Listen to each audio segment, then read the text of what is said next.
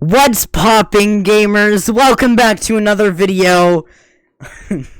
And I'm going to do an OBS tutorial for the virtual camera. You see this? Yeah, it's pretty great.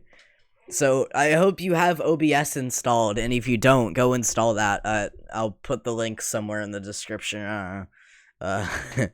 Don't install viruses. If you do, it's not my fault.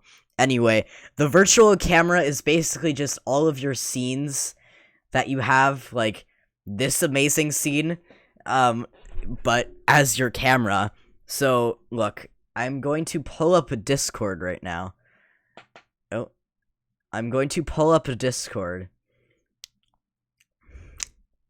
And, you see, I'm going to turn on my camera, and I have it selected as the OBS virtual camera. And you can have your webcam or your snap camera, but we want the OBS virtual camera, not the OBS camera, because that's just black. OBS virtual camera. And then what you want to do is you want to do start virtual camera.